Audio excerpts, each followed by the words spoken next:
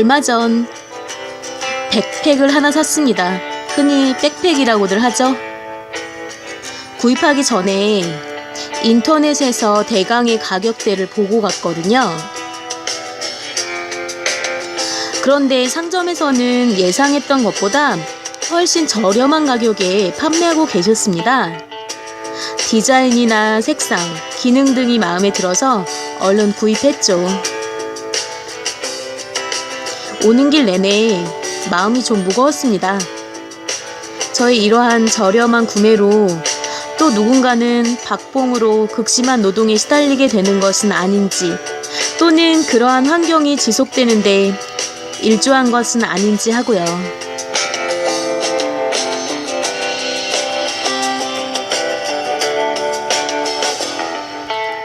와이뉴스 외전 책 읽어주는 여자 나디아입니다. 12번째 시간이죠.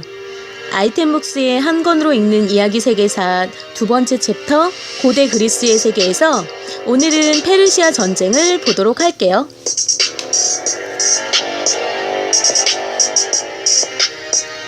페르시아 전쟁.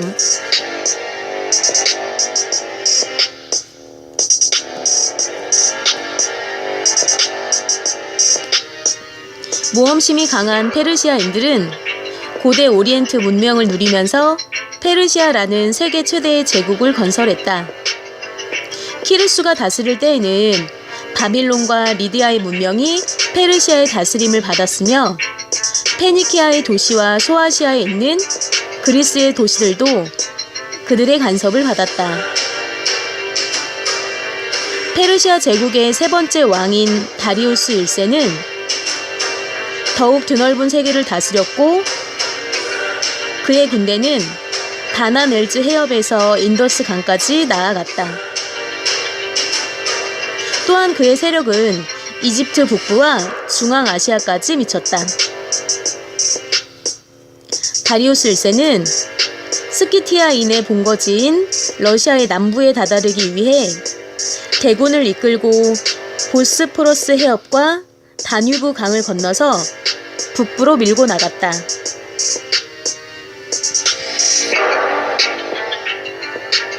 그러나 말을 탄 스키티아 군에 밀려 쫓겨오고 말았는데 이때 다리우스 1세는 군대를 트라키아와 마케도니아에 남겨두고 자신은 수사로 돌아왔다. 스키티아에서의 다리우스 1세의 실패는 소아시아에 있는 그리스 시민과 도시들의 반란을 불러일으켰고 그리스 본토인들도 여기에 힘을 합치게 되었다.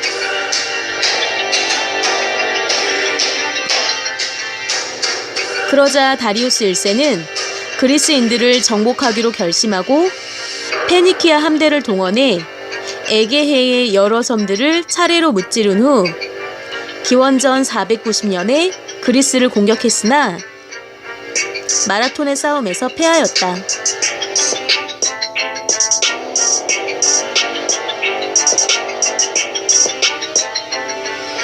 오리엔트는 기원전 6세기 후반 무렵에 페르시아의 아케메데스 왕조에 의해 통일되었고 기원전 522년에 즉위한 다리우스 1세가 대제국을 일으켰다. 이때 소아시아 해안 지방에는 그리스인들이 여러 곳에 흩어져 각각 자유로운 도시를 세워서 살고 있었다. 페르시아의 세력은 서쪽까지 미쳐서 그리스의 도시들도 그 지배 아래 놓이게 되어 그들의 무역 활동이 막히고 자유를 빼앗기자 밀레투스를 중심으로 이오니아의 그리스인 식민 도시에서 페르시아에 대항하는 반란이 일어났다.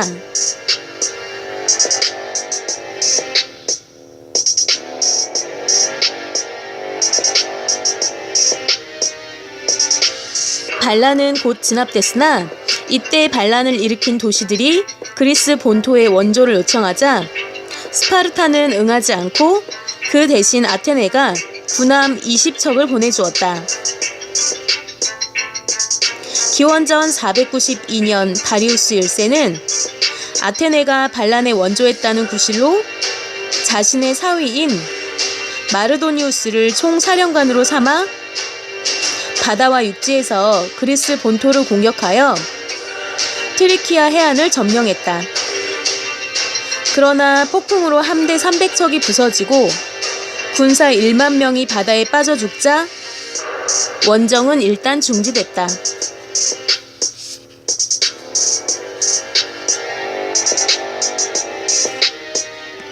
2년 뒤 다리우스 1세는 제2차 원정군을 일으켜 먼저 에레트리아를 쳐서 점령한 후 아테네를 직접 공격하려고 마라톤 평원에 상륙했다.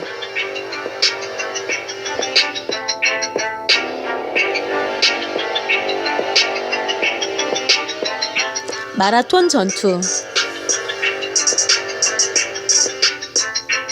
페르시아 군사를 맞은 아테네인들은 어떻게 싸워야 할지 의견을 한데 모으지 못했는데 마라톤 평원에서 싸운다면 수가 많은 페르시아 군이 유리할 것은 틀림없었다. 그러자 페르시아 군에 항복하자는 쪽과 끝까지 싸우자는 쪽으로 의견이 맞섰는데 정치가이자 장군인 테미스토클레스가 싸워야 한다고 강력히 주장하는 바람에 결국 싸우는 쪽으로 결정됐다. 곧 아테네의 전 시민들이 총동원됐고 모든 군사들은 싸움터에 나갈 준비를 했으나 페르시아 군은 2만여 명이나 되는데 아테네 군은 1만여 명밖에 되지 않았다. 밀티아데스는 평원에서 싸우면 페르시아의 기병에게 패할 것이라고 생각해서 마라톤에서 아테네로 통하는 골짜기에 진을 치고 며칠 동안 적을 살폈다. 밀키아데스는 가끔 적은 군사들을 보내어 페르시아 군을 건드렸는데 이에 페르시아 군은 아테네 군의 수가 많지 않다고 얕잡아 보고는 그대로 쳐들어왔다. 아테네 군은 밀티아데스의 명령에 따라 적은 군사로 정면에서 페르시아 군을 맞서 싸웠고 양쪽의 주 공격 부대는 옆에서 적을 에워싸고 대담한 작전을 벌였다. 페르시아 군은 난데없이 나타난 아테네의 대군에 에워싸여 쩔쩔매다가 6,400명의 전사자를 내고 물러났으며 아테네 군은 고작 192명이 전사했다. 이때 아테네에서는 시민들이 광장에 모여 전투 결과를 궁금해하고 있었는데 마침 한 병사가 기진맥진해서 달려오고 있었다. 이 젊은 병사는 승전 소식을 시민들에게 알려주려고 41.6km 되는 거리를 한 번도 쉬지 않고 달려왔던 것이다. 광장에 이른 병사는 우리가 이겼다 라는 한마디를 시민들에게 전한 다음 쓰러져 숨을 거두었다. 이것이 바로 오늘날의 최장거리 경주인 마라톤의 기원이 되었으며 이때 죽은 병사를 영원히 기리기 위해 마라톤 경주가 열리기 시작했던 것이다.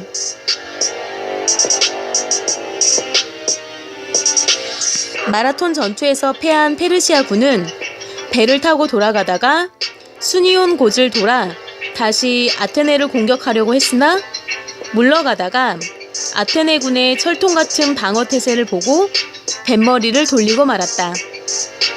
살라미스만의 해안에서 해전을 지켜본 다리우스 1세는 자신의 함대가 무참하게 패하는 것을 보고는 급히 육군을 이끌고 그리스를 떠나버렸다.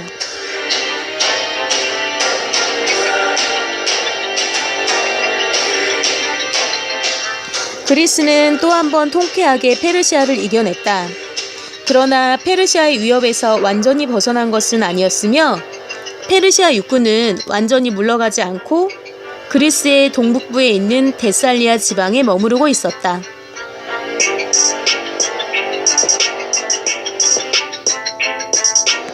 플라타이 아이의 전투. 데르모필레 전투와 살라미스 해전에서 계속 패한 페르시아 왕 크세르크세스는 다시 그리스 영토를 침략하라는 명령을 내려 페르시아 군은 아테네 북동쪽 50km 지점인 플라타이아이의 평원에 진을 쳤으며 그리스 군도 이에 맞서 연합군을 조직했다. 그리스 연합군의 총서량관은 스파르타의 파우사니아스였고 총 병력은 3만여 명이었다. 마침내 플라타이아이의 전투가 벌어졌는데 이때 그리스군은 긴 창과 방패를 갖고 공격하는 중무장의 보병이 주로 왔었고 가벼운 무장의 보병들은 양쪽에서 지원을 했으며 페르시아군은 기병과 궁수를 중심으로 해서 싸웠다. 싸움은 그리스의 중무장한 보병들을 당해내지 못한 페르시아군의 패배로 돌아갔다. 이 무렵 그리스 해군은 이오니아 해안의 마칼레에서 페르시아 해군을 물리쳐 이오니아 지방의 그리스인들을 페르시아의 압박에서 벗어나게 했다.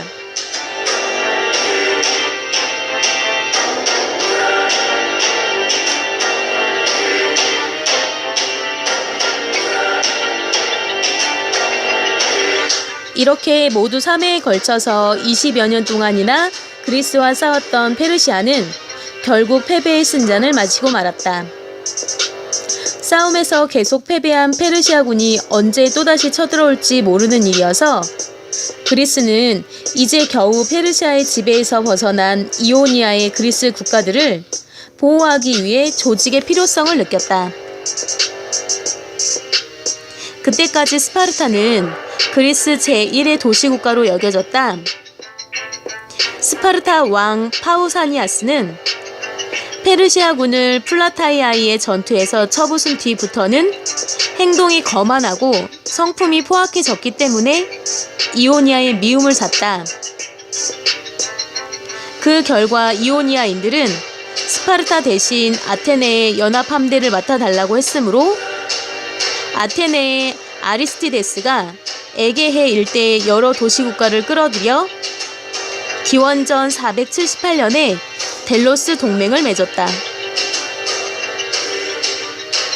이 동맹에 가입한 여러 도시국가들의 공납금이 에게해 중앙에 있는 델로스 섬의 아폴로 신전에 보관됐으며 동맹회의도 여기에서 열렸다.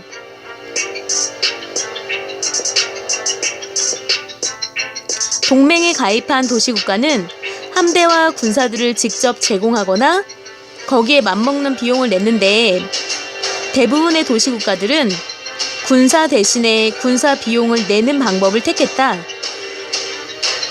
그 결과 아테네의 해군력은 날로 강해졌다. 이 무렵 아테네에서는 페르시아 전쟁의 영웅 테미스토클레스가 쫓겨날 위기에 놓였다.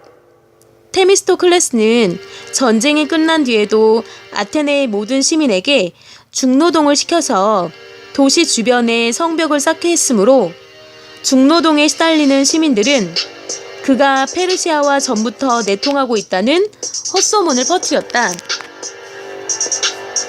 이에 아테네의 민회에서는 테미스토클레스의 체포를 결의했고 추방 명령을 받은 그는 이곳 저곳으로 몸을 피하다가 할 수 없이 페르시아로 망명했다.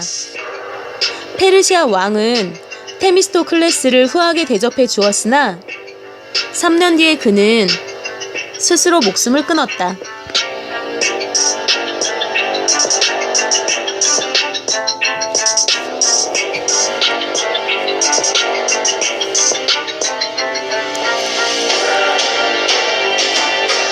어떠셨나요?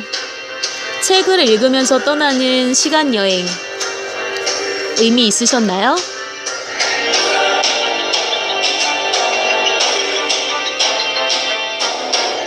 Y뉴스 외전 오늘의 희망 메시지는요.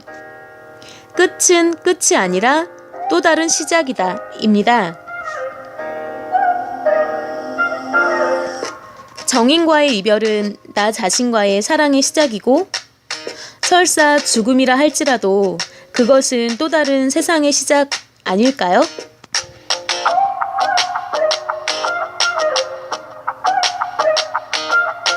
그러니 우리 두려워하지 말고 우리가 원하는 바대로 앞으로 나가도록 해요.